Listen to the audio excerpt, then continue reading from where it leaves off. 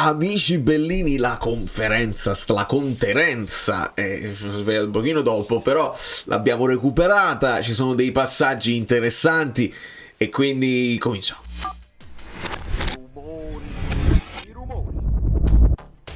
Senza indugiare, senza perdere tempo, e non perdere tempo fai presto. Benvenuto Domenico La Camera, e benvenuti anche tutti quelli del Senato. Scusa.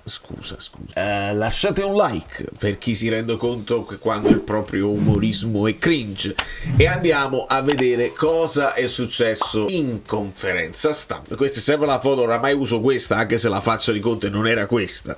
Un Conte abbastanza sereno, abbastanza tranquillo, anzi l'ho visto non voler affondare come ha affondato in post partita del Genoa, insomma ha voluto guardare anche il mezzo pieno, ma si comincia con Lombardo che a nome del Napoli insomma esprime solidarietà per Cecilia Sala, imprigionata a Teheran, giornalista imprigionata a Teheran. Insomma, il Napoli è spesso attento a queste cose, sensibile a questi argomenti ed è bene farlo. Poi si passa alle domande a Conte. Dopo Genoa, dopo il secondo tempo, che cosa ci aspettiamo? Quindi si riparte da come si era finiti e Conte parte col dire: vediamo pure anche il mezzo pieno del primo tempo che abbiamo fatto molto bene, e il secondo tempo semplicemente ci dà l'opportunità di lavorare come facciamo sempre, perché uno lavora quando fa bene e lavora quando non fa bene, quando fa meno bene, e insomma quando si vince e quando si perde si va, si lavora, si analizza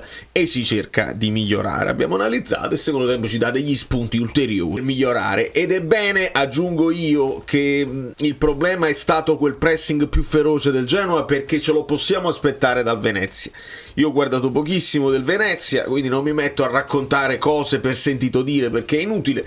Lo vedremo. D'altra parte anche Conte volontariamente, quando gli fanno la domanda sull'avversario, la scavalca e non ci fa sapere niente. Non dà, un pochino è come non dare un vantaggio a nessuno, né ai tuoi avversari né ai prossimi avversari, anche se oramai tutti studiano, ma questo a Conte non interessa. E poi arriva la domanda delle domande: se si firma per il terzo posto, considerato da dove veniamo, eccetera eccetera. E qua Conte fa il Conte, perché dice: io non firmo per un traguardo minimo, chi mi conosce lo sa, e non firmo mai per un traguardo minimo. Attenzione, il terzo posto come traguardo minimo è una notizia, perché noi sappiamo che il diktat societario è arrivare in Champions, ma secondo me per Conte in questo momento, per come si sta sviluppando il campionato, il terzo posto è un traguardo minimo nella sua testa, ma è anche una risposta in generale. Dice: è un traguardo minimo, io non firmo, dice, per una cosa che poi magari posso andare meglio. E quindi ognuno di noi sa quali sono gli obiettivi che ci siamo prefissati e andiamo a prenderceli, perché si può prendere anche qualcosa in più. 38 punti sono tanti, considerando anche la partenza. Secondo me quando dice così lui parla proprio della partita col Verona, che ti fa partire con l'handicap di una squadra piccola dove sei tu a sbagliare qualcosa. Il passaggio fondamentale viene dopo. State in campana, in campanelle, e il like. La faccia della capra pallida. Io? Vai in parrocchia qua, fate benedire, suonate questa campanella della benedizione, ma tu hai il parrocchiano. Doveva arrivare la domanda sul bilancio. Finite la giornata, che bilancio da 2024? Che poi non... Vabbè, tu a fine girone di andata puoi fare il bilancio del girone d'andata. Non può Conte fare il bilancio del 2024, dove per lui sono stati solo 5 mesi e non tutto l'anno. Lo può fare De Laurentiis, come più o meno ha fatto. Ma vabbè, prima di tutto dice Conte: speriamo di chiudere vincendo questo anno, così festeggiamo bene, perché si intossica alle feste Conte se non vince. Sono stati 5 mesi intensi, quindi Conte è costretto a dirsi: ci sono stati 5 mesi intensi. È un ambiente bellissimo, lo dice proprio con quella cosa, dice: è tosto, è bellissimo, passionale, ti dà tanto, ma è anche impegnativo. L'obiettivo è quello che dico sempre ai calciatori, di non avere mai rimpianti alla fine di ogni partita, e quindi immagino anche alla fine del percorso del campionato non guardarsi indietro e dire avremmo potuto fare di più qua e avremmo più punti, mai rimpianto. Poi arriva la domanda su Kvaraneres e Conte insomma dice prima o poi li vedrete, prima o poi li potrete anche vedere. Finora avete visto Politano Kvar, poi avete visto un po' di Politano Neres, li chiama per nome e poi ci racconta insomma il problemino che ha avuto Politano, un problemino intestinale, però oggi si è allenato, quindi vediamo se ha recuperato, vediamo che cosa succede. Io mi segno qua che non ha menzionato nessun altro e questo secondo me è un passaggio importante, perché Conte spesso poi quando abbiamo parlato dei singoli ha preso Mazzocchi, ha parlato di Ngong, in questo caso non ha menzionato Ngong, non ha menzionato Raspadori, perché avrebbe anche potuto dire perché parlate di Kvara, di Neres e Politano quando abbiamo anche Ngong e Raspadori ed altri giocatori che possono giocare in quella zona. Mi sembra di poter intuire che qua è una questione di mercato, non si citano più questi giocatori perché potrebbero essere in uscita e quindi queste sono le tre soluzioni che Conte vede. E dopo ne parla anche del mercato importante. Quale insidie ci può portare il Venezia, squadra che viene da 3 risultati utili consecutivi. La prima insidia, il periodo festaiolo, non l'accetterei se qualcuno si sente già in vacanza. La seconda è pensare che magari il Venezia penultimo, uno pensa alla vittoria facile perché così non è assolutamente il caso. E il terzo punto è che hanno dei concetti ben precisi che noi abbiamo studiato, così come gli altri studiano i concetti nostri. E quindi dobbiamo stare attenti e essere bravi. Come vedete lui dice, e lo vediamo poi nelle analisi, loro studiano tutti gli avversari nello specifico, però non va mai all'interno di come gioca l'avversario, interessa forse anche a pochi e va bene così, importante è che se li studiano loro. Si può arrivare a dire, dato che si sta un pochino sistemando la classifica, che per lo scudetto è lotta a 3 Inter, Atalanta e Napoli? Ovviamente Conte qua dice manco il girone d'andata, è finito, mi sembra un po' presto, e poi fa il calcolo di questi 63 punti. Per fare questo calcolo Conte parte da 19, 3 per 9 27, poi 57, quindi praticamente il 3 per 9 27. Per fare il 3 per 19 lui parte da 3 per 9 27, poi ci aggiunge il 3 per arriva a 57, poi ci aggiunge le altre 2 partite. Insomma, io avrei fatto 19 e tutto il girone, ne mancano 2, fai 20 per 3 più una ma Conte ci dice che era bravo in matematica e se io ci credo, perché i calcoli sulla classifica si fanno dei calcoli, non adesso ma più in là. I calcoli sui punti si fanno, a quanti punti si può arrivare, a quanti punti ci sta la Champions. Gli allenatori questi calcoli li fanno e Conte ci dice insomma che era bravo in matematica, su altre materie un po' meno, ma ci sono 63 punti in palio, più 38 sono 101, sono i punti che può arrivare il Napoli. Ovviamente nessuno chiede questo a Conte, ma per farci capire, ce lo dice per farci capire che è un po' presto per parlare di chi poi va per lo scudetto. Il gioco è migliorato nel frattempo. Qual è l'obiettivo? Magari aumentarne i minuti, aumentare la durata di questo miglioramento nel gioco, e Conte dice sì, allungare il gioco, cioè farlo durare di più, questo giocare meglio, capire che partita stiamo giocando e essere in grado di cambiare spartito se la partita cambia. E qua tu devi, perché non ti aspettare che i giocatori siano sempre in grado, non sempre i giocatori in campo si rendono conto della partita che sta cambiando o l'atteggiamento dell'avversario sta cambiando. O ce ne hai 2 o 3, 1 o 2 diciamo per reparto in grado di capirlo, che lo comunicano, altrimenti tu devi entrare proprio in campo, devi mandare i pizzini come faceva Mourinho, cioè, insomma comunicalo ai ragazzi, perché non dare per scontato che tutti vedano e leggano la partita.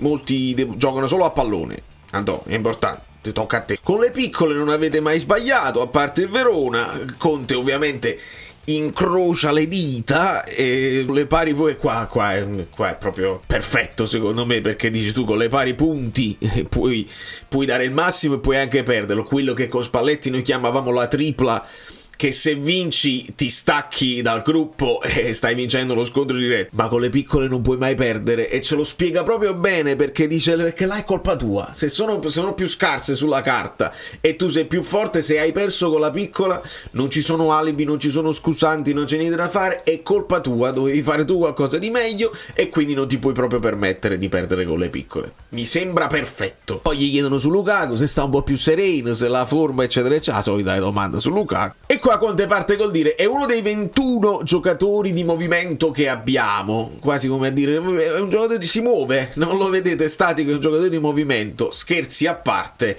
la sottolineatura è sul numero 21, che è un numero basso, perché il Napoli potrebbe arrivare a 25, conti i 3 portieri e potresti avere 22, magari però stai là perché comunque ricordiamo che ci sono 2 posti di vivaio Napoli non occupati e poi ci sono i giocatori giovani che rientrano, per esempio Turi, eccetera eccetera. Quindi il Conte ci tiene a dire 21 giocatori e poi lo ripeterà e dice: Lukaku è al top della forma. Quindi a livello medico, proprio di studio delle analisi del ragazzo, lui sta al top. Quindi quello che vi avevo detto del cellulare sta al 100%, ma il cellulare vecchio, come vogliamo fare? Il cellulare vecchio al 100% della batteria sta all'80, al 75, questo è. Poi ovviamente, essendo Lukaku e non essendo Mister Rossi, ha delle aspettative intorno a lui che sono più alte, lo deve sapere, come lo so io sulle mie, cadono le penne, eccetera eccetera.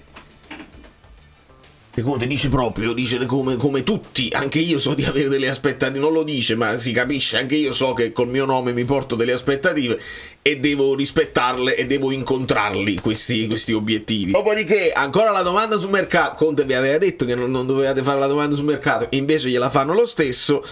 Conte ripete: già l'ho detto, che è il club che deciderà, io non parlo, però quello che ho detto alla società è che ho 21 giocatori in rosa ed è il minimo se voglio fare gli allenamenti, cioè ne devo avere le 2 squadre che le metto in contrapposizione. Ovviamente 21 più un portiere che lo prendi da qualche parte e ce l'hai, perché tra Meret, Caprile, Contini e Turi magari ne puoi prendere un altro dalla primavera, ma insomma il Napoli ce li ha e poi ti servono i 11 giocatori che poi sono quelli che abbiamo visto in Coppa Italia, e quindi dice qua è il minimo. Che significa?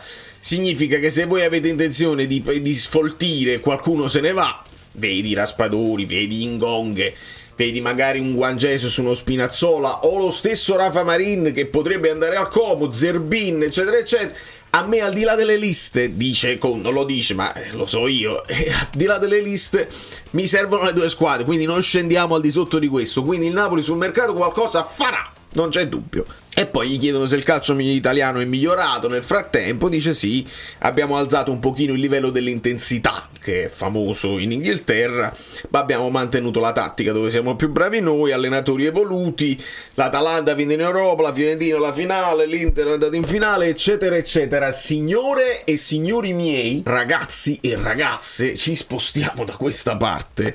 Ed è presto detto, io credo che verrà confermato Juan Jesus, non mi sembrerebbe logico improvvisamente cambiare di nuovo e mettere Rafa Marin in discussione, non penso proprio, quindi non cambia nulla e l'unico dubbio è qua, se il buon Kvara, fasciatura o no, ti dà più sicurezze rispetto a un Politano un po' debilitato, con problemi intestinali, cose, magari non si è allenato benissimo, potrebbe succedere questo. E quindi se Conte ha detto prima o poi li vedrete, se non lo fai con la penultima in classifica, secondo me non lo fai più. Poi loro hanno studiato, magari ritengono che questa partita è più difficile delle altre per come si muove il Venezia, non lo so, ma potrebbe essere questa la situazione dove non mettere, almeno non dare a certi tifosi tranchant la possibilità di hai visto è più bravo Neres, hai visto che va non so vero e proprio, hai visto eccetera eccetera, metteteli tutti e 2 insieme, un assist, un gol a testa e ce ne andiamo proprio in vacanza alla grande. Poi se siete curiosi di sapere come finirà domani, andatevi a vedere il pronostico di ieri, che è importante, dove si parla ovviamente di Danilo e di mercato, ma me la stavo giocando ed è successo la qualunque. E spero che abbiate messo, vabbè, a parte il like, mettete la formazione del Fantacalcio, perché il Parma al 98esimo vince questa partita con il Monza e il Genoa batte l'Empoli, quindi sapevatelo. Da New York, Valerio Fluido è tutto, vi abbraccio e vi bacio. La live è già pronta, andate a mettere il like pure là, vai tranquilli.